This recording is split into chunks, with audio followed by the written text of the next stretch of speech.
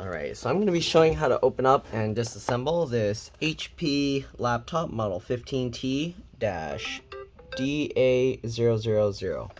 Alright, so we're going to be using a GIS-1 screwdriver. Give me a second, let me silence my phone here real quick.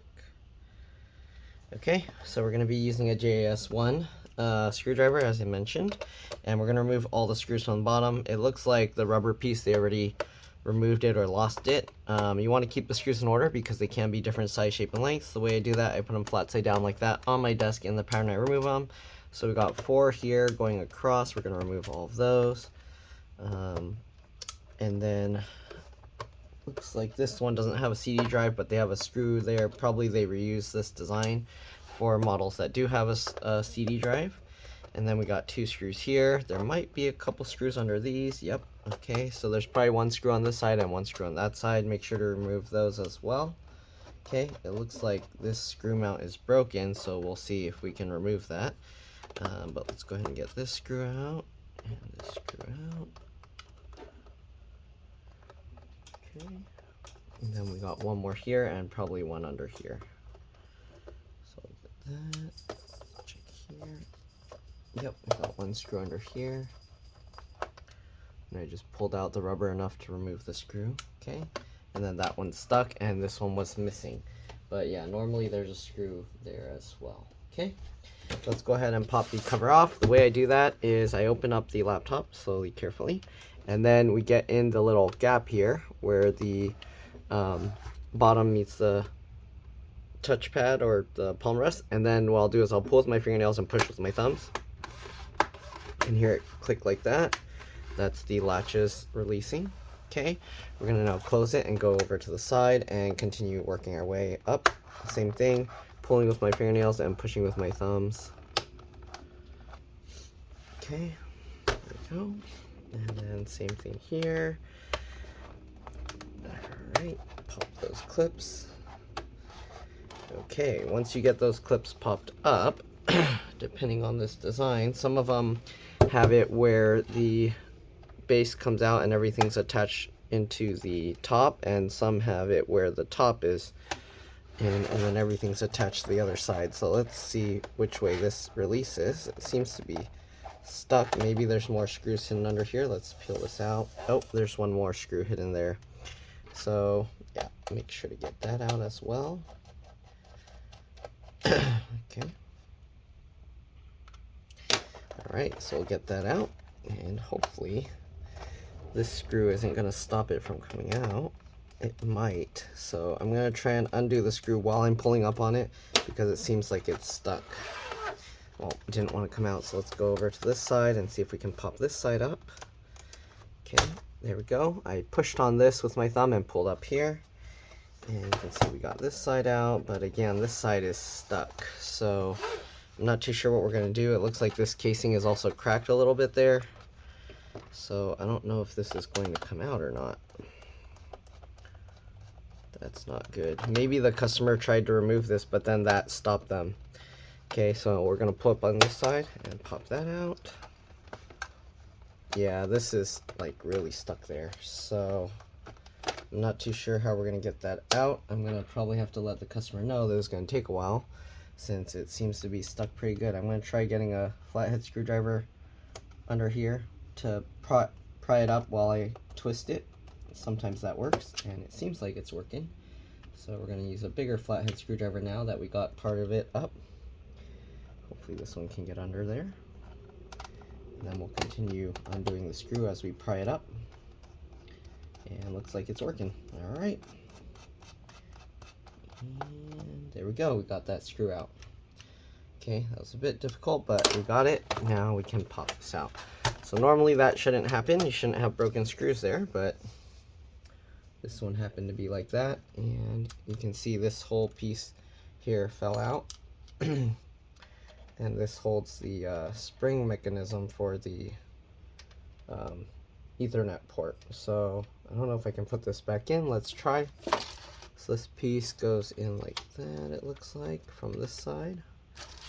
Okay, and then this metal piece goes on top, but is it going like that? Okay, I think it just goes on top like this, and then this piece can go down like that. I'm not sure how I'm going to get this to stay back on there, but yeah. Okay, so this one looks like it was probably like this, but I don't have a way to like make this stay back on there, so I don't know what to do about this. There's some broken plastic in here. Yeah, I'm not too sure. It's broken pretty bad. I'm gonna try putting some super glue here, but I don't think super glue will be good enough to hold this. And then that screw that was spinning, I think, is this one. That was where the battery is. Okay, I'm gonna try putting some super glue here, and we'll see. All right, give me a second. Let's get that. I'm gonna hold this down in place. Okay, so while I'm holding this, do this. Okay, and then I'm gonna get some super glue in there. And I think what I'll do is I'll use the, what do you call? I have some baking soda that I'll put on top to try and see if that will harden on top and hold it in place. So we'll pour some of that on here while holding the thing in place.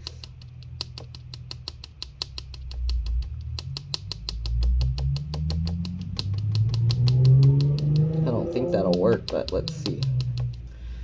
Let's see if it's strong enough. All right, so we got some baking soda there, and that we're gonna put a little more super glue on top. Okay, and maybe we'll put a little more baking soda.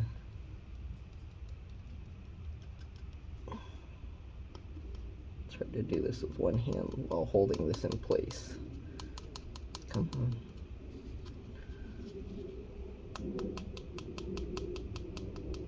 Okay, seems like that hardened on top, so let's see if it holds. Okay, looks like this side is somewhat holding, so now I'm going to work my way over and hold down this side. And let's put some super glue here and see if that will hold. Oh, it's going to go on my finger. Okay, and then let's put some baking soda here as well.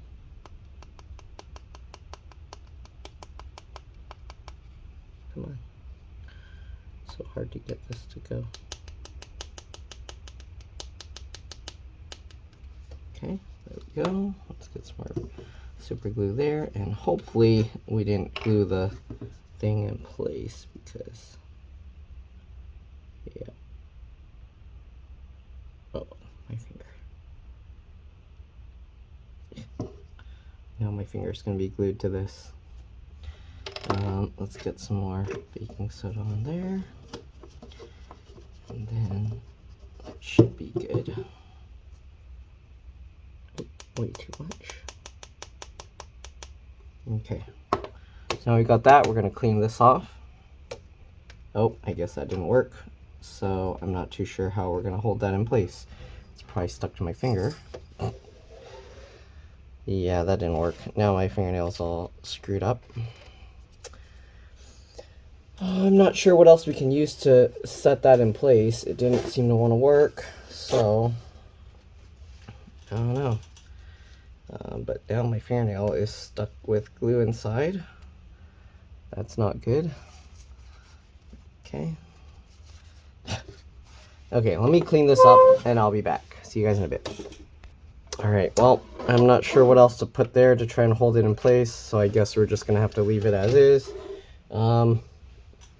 Let's go ahead and put the battery then.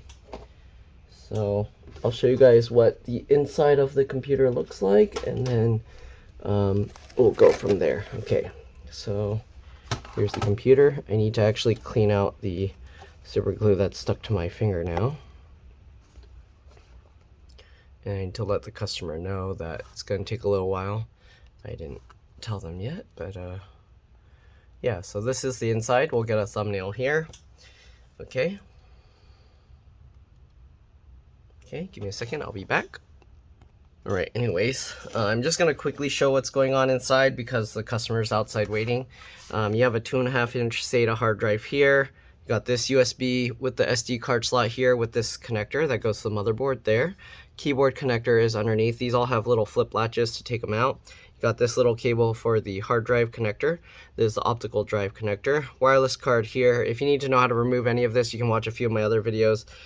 Pretty much they'll show how to do that. There's some loose plastic in here, so I'm gonna have to clean that up, get that out. There's a RAM slot here. Pull these two tabs to the side, it pops up. You can go ahead and pull it out. The type of RAM is PC4 2666V. So if you need more RAM, PC4 2666V.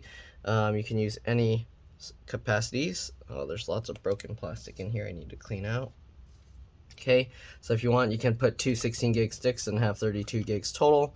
But yeah, it's always best to have matching sticks. There's also an M.2 PCIe NVMe SSD here. They're just using it for Intel Optane, but I would highly recommend replacing the regular hard drive and just putting a larger M.2 PCIe NVMe SSD. It's much faster.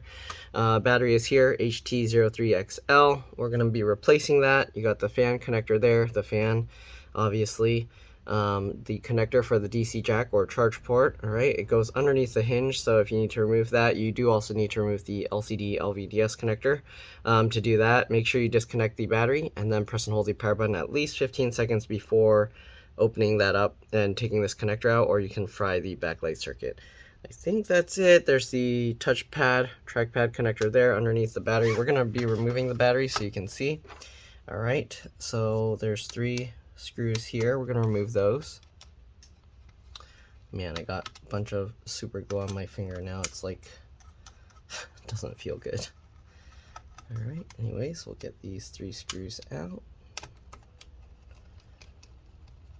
Alright, once you get those 3 screws out, you can go under here and just pull straight up. It pops up, and then slide this. You might have to wiggle it. It seems to be caught on something, but usually you just slide it out that way. There you go, and that's the battery. Okay, so we're going to take that out, and here you can see the touchpad connects here, and then the buttons for the touchpad connect to the actual touchpad there. And there's all this broken plastic around here, so let me clean that up, and then I'll be back to put the new battery in. Alright, see you guys in a bit. Alright, I'm back. Installing the new battery is pretty simple, straightforward. Basically, you just slide it back in and then push down the thing. So we'll grab the new one. Right, slide this in just like that. I don't know why it's a little bit difficult on this one, but there we go. Push that down. I like to make sure to pull this so that it's as close in that way as possible. And that's pretty much it. Get the screws back in and we should be good to go. Alright, hopefully this video helped you guys out. If it did, please make sure to like, subscribe, share my channel with others so that they can learn how to upgrade and repair their devices as well. And if it helped you save a bunch of money, please consider contributing a little to the channel. Every little bit helps and allows me to continue making these videos for a living.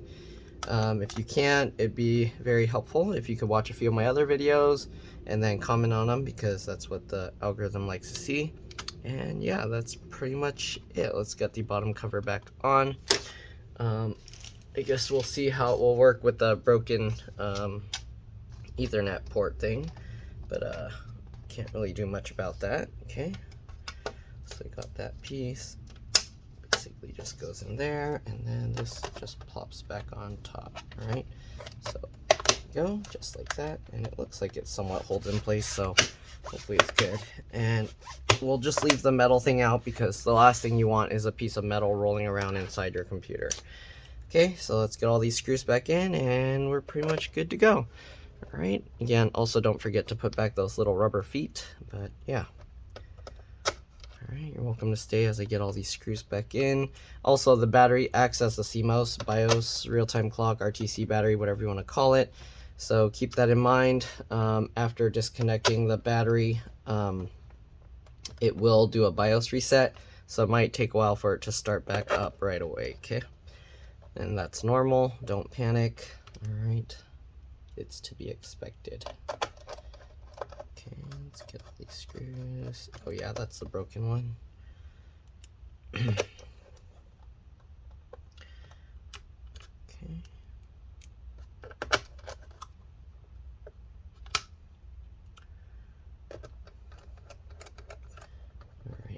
just power this on one time. Hopefully it's working okay. Right, screw here. Okay, and the rubber foot. Okay, usually I'll line up one side first, work my way over a little bit, then go to the other side, get that side, and then work my way towards the center. And there we go. Let's go ahead and power this thing back on.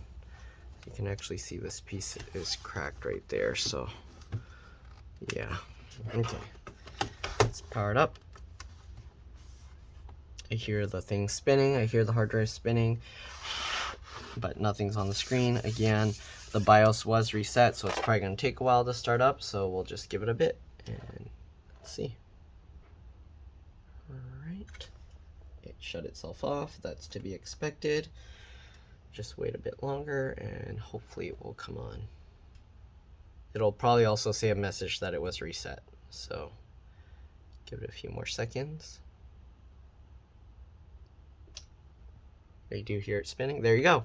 So you can see it says the CMOS has been reset. Just press enter and the computer should start up like normal. Right? Give it a few more seconds. And it's restarting again.